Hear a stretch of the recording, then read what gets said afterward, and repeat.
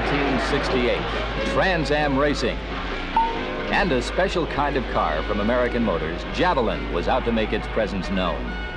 At Sebring, Warbonnet, Lime Rock, Mid-Ohio, Bridgehampton, Meadowdale, Mount Tremblant, Briar, Continental Divide, Riverside, and Pacific Raceways.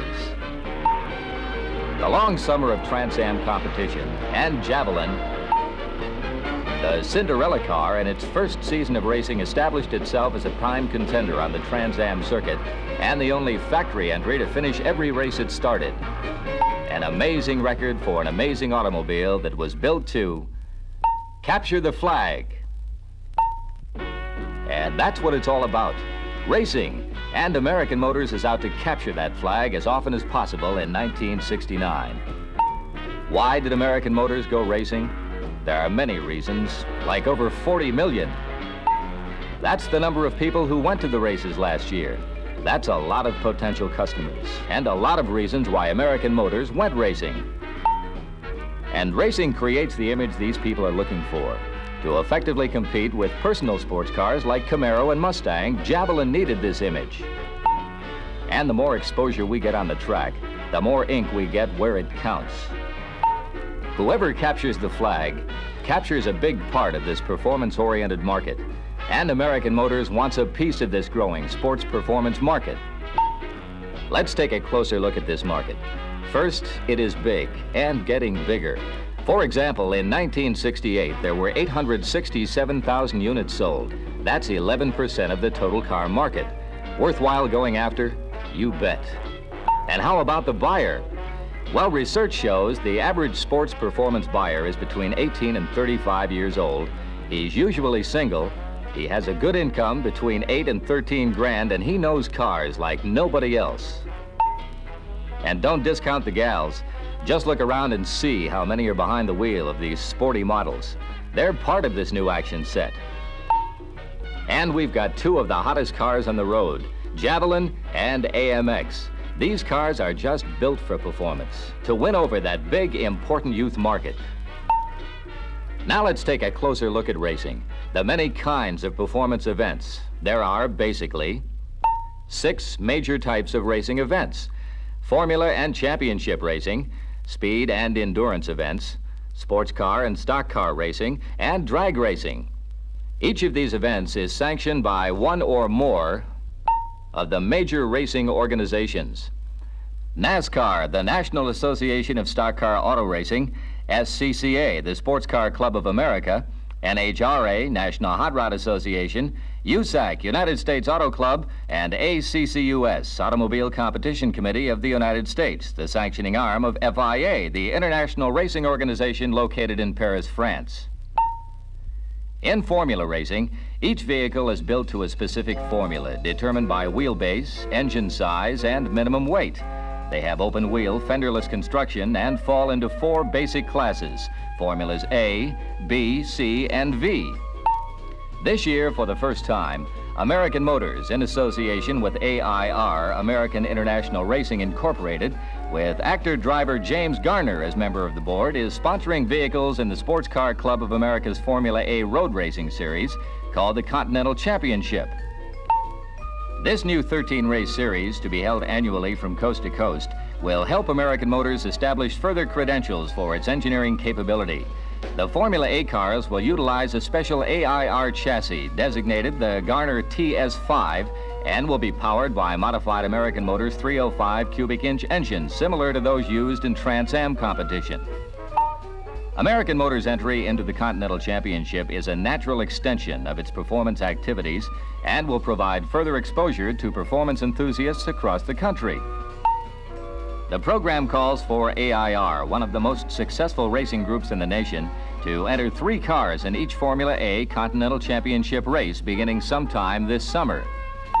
In addition, AIR will modify 8 to 10 SC Ramblers for off-road endurance racing. These cars will be powered by AM's 390 cubic inch V8 engine. Championship racing is another popular performance activity.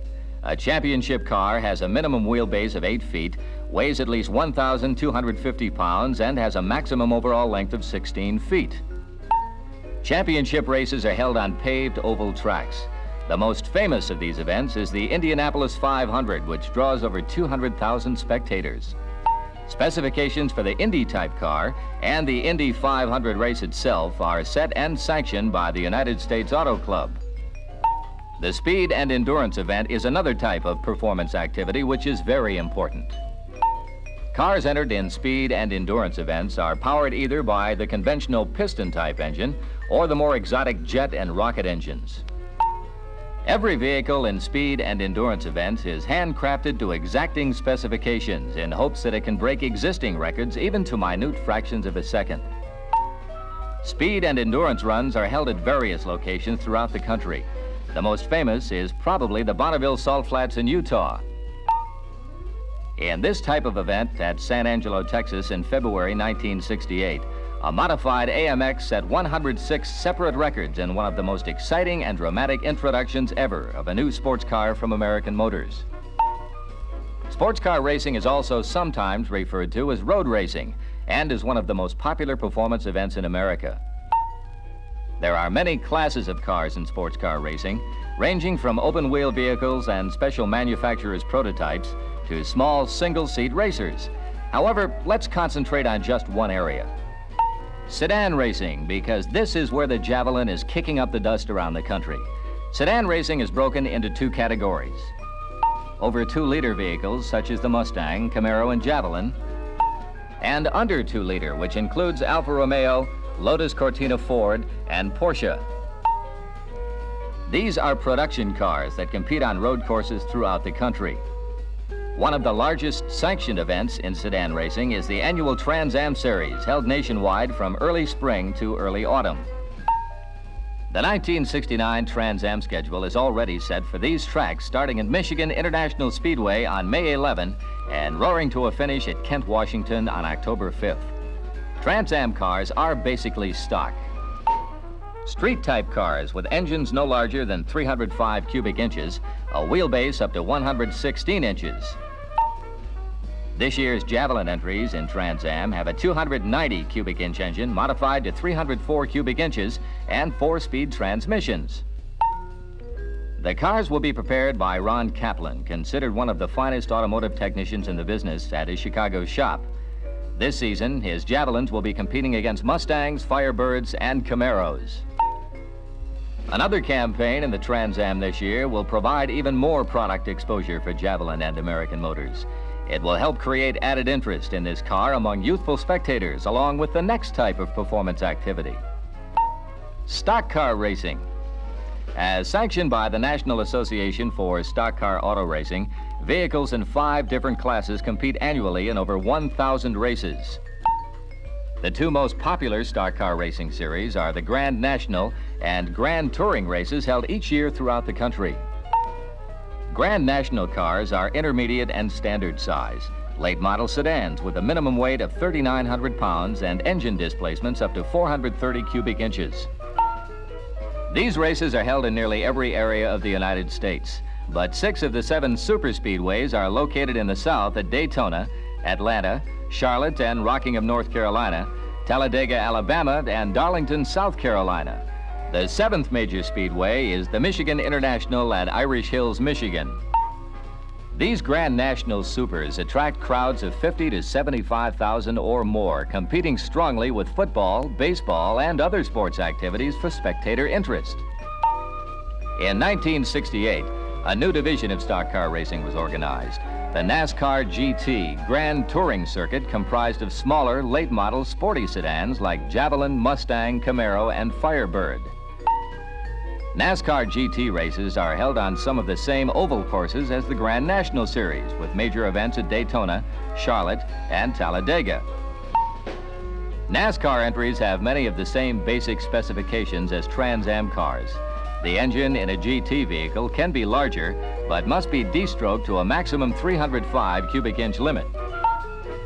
Since NASCAR GT races are generally held in the South, American Motors is increasing its exposure over the Trans Am circuit by entering the events in Dixie. Consequently, the combination of Trans Am and NASCAR GT will give Javelin valuable nationwide exposure in professional racing. This year, the NASCAR Grand Touring schedule begins at Daytona in February and ends in October at Baton Rouge. The American Motors 1969 GT entries will have 343 cubic inch engines de-stroked to a maximum of 305 cubic inches. In addition, 2 different racing teams will be carrying American Motors colors on the GT circuit this year. Hurst, a nationally recognized performance equipment manufacturer, will campaign 2 cars, one of which will be piloted by veteran driver Bob Tullius of Falls Church, Virginia. The Hurst team will be managed by Bob Tarozzi, a well-known specialist in suspension systems. Besides the Hurst team, driver Jim Paschal, winner of many stock car events, will be at the wheel of the Javelin prepared by Huggins Tire Company with Warren Prout as team leader. The Hurst and Huggins racing teams in this year's GT races are out to capture the flag and should provide Javelin with plenty of wins and a lot of love for American Motors products in the heart of the performance market. Now, the performance activity which can really help capture the youth performance market is drag racing. This event offers the greatest opportunity for product exposure and dealer sponsorship at the local level. Drag racing has one purpose. It's an all-out, wide-open acceleration test to see how quickly a machine can travel a quarter mile from a standing start. There are over 90 officially recognized classes broken down by horsepower, weight, and design. Entries range from 1,500 horsepower fantasies to the latest family cars with few modifications, and anybody can enter local drag events with his own car. The classes are broken down into 8 major categories: top fuel, top gas, funny car, super stock, stock, super, street, and competition eliminator automobiles. American Motors vehicles are participating in 2 of these categories, stock and super stock. In the stock category, 390 V8 equipped Javelins, AMXs, and SC Ramblers will be out to capture the flag this year. These cars are run in F classification within the stock category. In the quarter mile, F-stock vehicles are expected to reach speeds up to 110 miles per hour and cover the distance in 13 seconds or less. Javelins, AMXs, and SC Ramblers will also be running in the super stock category. However, these cars will have a few more modifications than those in the F-stock class. For example, this AMX Super Stocker will race with special wide tires, high-performance cam, and intake manifold. It is expected to reach speeds up to 120 miles per hour in the quarter mile with elapsed time of 12 seconds or less. Participation in local drag racing events can provide increased promotional opportunities. Dealer entries are their own best advertisement. Every time you capture the flag, you capture another piece of this sports performance market. Last year at the drag strips, over 4.5 million people paid to watch these exotic cars in action. That's an increase of 711% since 1955. Quite a leap. So now you know why American Motors is making the racing scene. Performance events are now a major part of American leisure activity. According to the National Athletic Association, auto racing has now become the second largest spectator sport, and you can be sure that by participating in events like Trans Am, NASCAR GT, speed and endurance events, and keeping up with the latest developments in formula and drag, American Motors will continue its growth in the design and manufacture of performance automobiles like AMX and Javelin, cars that are geared and ready to capture the flag.